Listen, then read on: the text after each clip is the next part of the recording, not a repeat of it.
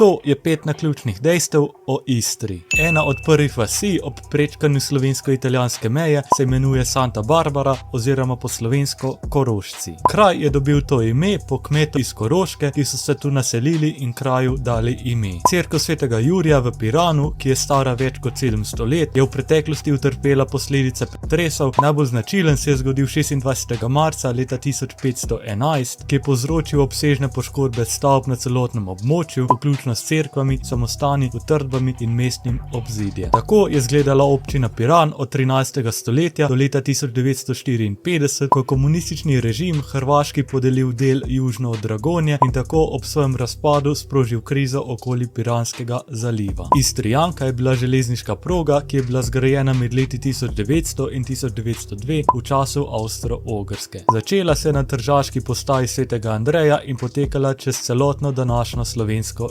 Istro. Zaradi konkurenčnega pomorskega in avtobusnega prometa se je Italija odločila progo zapreti, zadnji vlak pa odpeljal 31. avgusta leta 1935. Znameniti Pinjev dravored je star manj kot 100 let, saj je Italija po zaprtju Istrijanke še isto leto začela graditi vodovod in cesto, po končani gradnji pa so ob cesti zasadili danes znamenite pinje.